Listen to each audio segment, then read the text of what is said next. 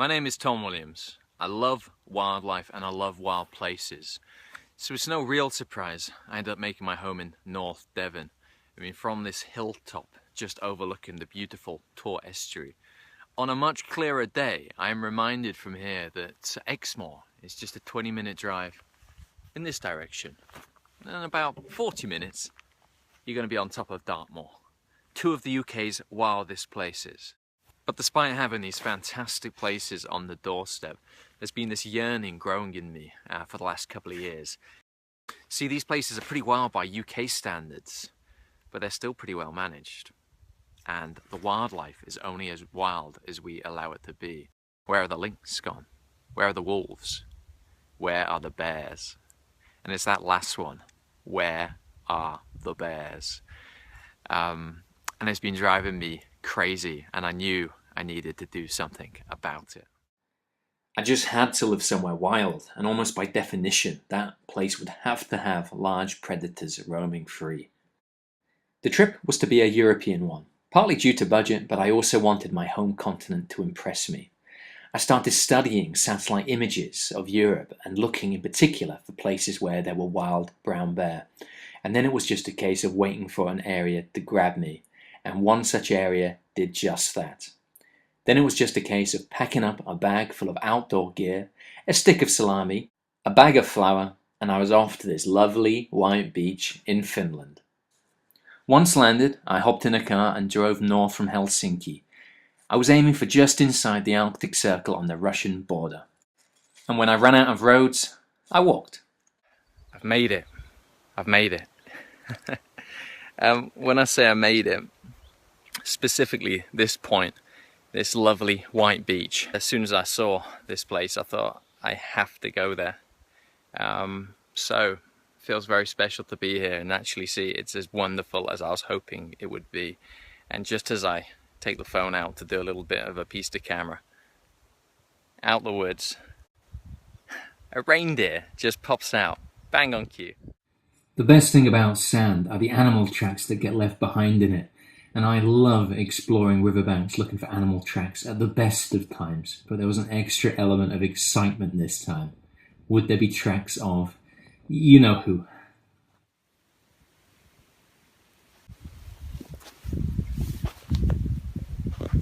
A bear has walked here. I was feeling pretty cool about the whole bear thing, but finding bear footprints is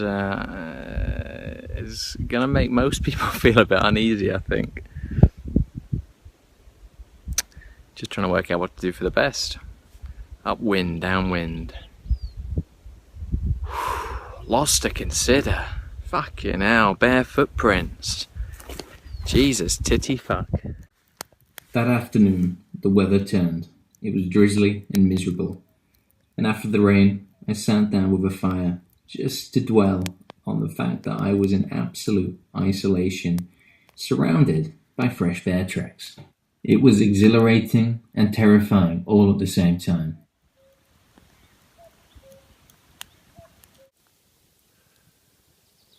Good morning.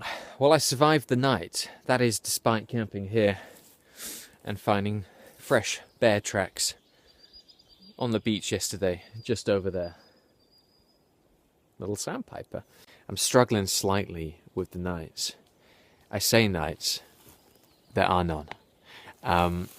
For about an hour, the sky gets slightly less bright, and that's nighttime.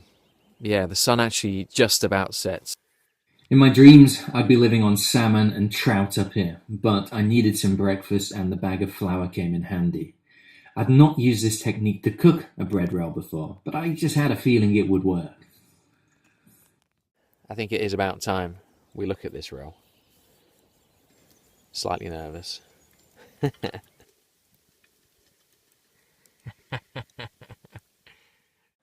High on the success of my baking, I prepared some sticks to make a trigger mechanism.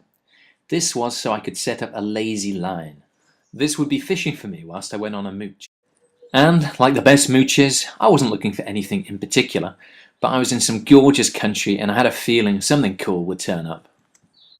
Unfortunately, when you are primed for bears, seeing a capercaillie isn't a pleasant experience. Perhaps it should be,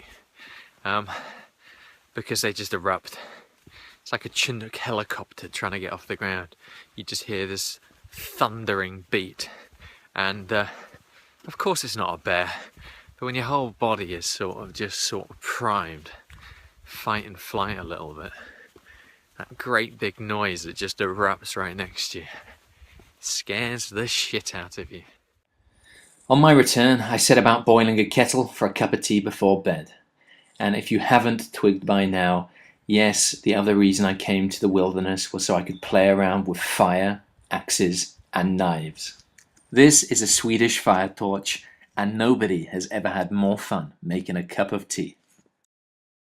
And then my thoughts turned towards bed. But a cuckoo had other ideas. People much older than me would have known this all through May, early June. And you wouldn't have to go up onto moors and quiet places to hear it. It would just be in the countryside. Here, it's all the time. And the novelty does wear off a little bit at 2 in the morning. You can't blame it. It's not dark. It's never fucking dark here. With the whole forest awake and no sense of sleepiness, I figured I should try and improve my success fishing, which had up to this point been terrible. I was blaming my salami bait, and what I really wanted was a small fish. Luckily, I had an old plastic bottle with me. I've caught my first fish. Not much to feed a man. The idea being, though, is that I could knock this thing on the head and use it as bait to catch a bigger fish. And whatever happens, when I get back to work and people say, "Did you catch any fish?" Yes. Yes will be the answer. I won't tell them how big it was. Cool. It works. Woo! It didn't seem to help all that much, I'm afraid to say, and I don't mind admitting it. I am a rubbish fisherman, but I'm not a bad baker. This bread loaf, or giant roll, is absolutely delicious. Oh, so good. So good. That is easily the best thing I've ever cooked outside. And just to prove to all the doubters out there, there were many who thought that finding wild food would be impossible out here. Well, alright, look, I haven't found enough to live on.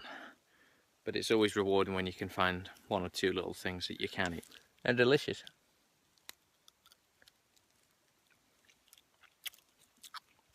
Absolutely delicious. Even with a belly full of bread and a couple of lingonberries, my cuckoo insomnia would not relent. And by day 4, I think it was starting to affect my sanity. I'm pretty sure I'm at that place where, is it Kristoff from Frozen? Here he comes to and all the boulders come to life. I'm getting that vibe here. Look at all these boulders. Everywhere. Wake up. Boulders. Nothing. On the 4th night, I decided I would try something new. Perhaps a shelter would keep out more light and give my brain the impression of nighttime. I wish I could say it helped me sleep like a baby, but only a baby that would be teething with a wet nappy and a cuckoo singing in its ear. It was a kind of torture in the most beautiful place imaginable. When I finally walked out on day 5, the tiredness was taking its toll. You're supposed to make some noise as you walk through the woods, so not to startle any bears that there might be. They can hear you coming. Less dangerous that way. And most people walk around, oh, hey bear, hey bear. But when I'm not talking to this, I'm going for the louder rendition of Last of the Mohicans, because it's awesome. And I think bears would like that tune too. And it seems fitting with the surroundings, you know? Bum ba da ba ba ba ba ba ba ba ba bum bum ba da ba ba ba ba ba ba ba ba ba bum ba da ba ba ba ba ba ba ba ba ba bum ba da bum ba ba ba ba ba ba ba ba bum ba da ba ba ba ba ba ba ba ba ba bum ba da ba ba ba ba ba ba ba bum ba da bum ba da ba ba ba ba ba ba bum ba da ba ba ba ba ba ba ba. Although I hadn't slept properly in 5 days, I was sad to be leaving my little bend on the river, my little patch of wilderness. I had an amazing sense of achievement. I had done exactly what I wanted to do and live side by side with brown bear. Sadly, I hadn't actually seen one. Not yet anyway. There was no way I was going to leave Finland without seeing a brown bear. After living amongst bears and looking at bear footprints, singing to the bears, talking to the bears, swearing at the bears, but really not wanting to bump into a bear, well, I'm going to go and get some help now to actually do just that. There's a centre here which helps people see wild brown bear. They got some hides up in the forest, and at some expense, you can spend the night in one of those lodges, and that's exactly what I'm going to do. So, let's go see a bear. When I booked this trip, they said, would you like to stay in the forest or the swamp? And I didn't find myself saying, oh, the swamp, please. Swamps have been ruined by ogres, haven't they? But they did say that the swamp has got better light for photographing, and it's where they had space.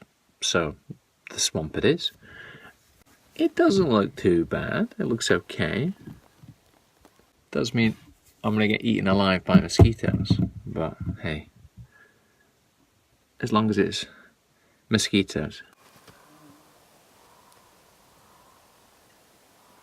We've got bears. Bears, 3 bears.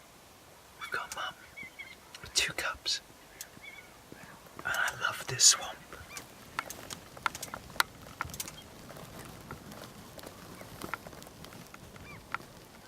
Just gone across in front of the woods and then vanished.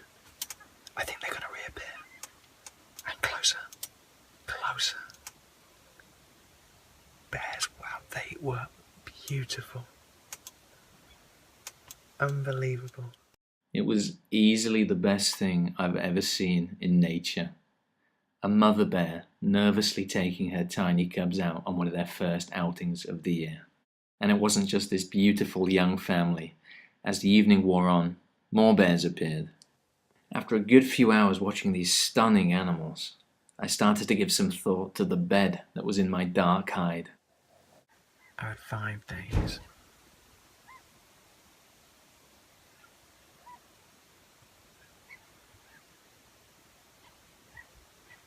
A bear has just knocked the hide.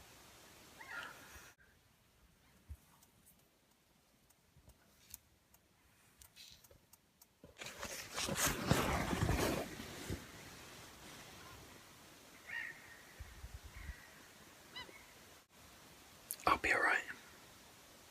People watch bears from these things all the time.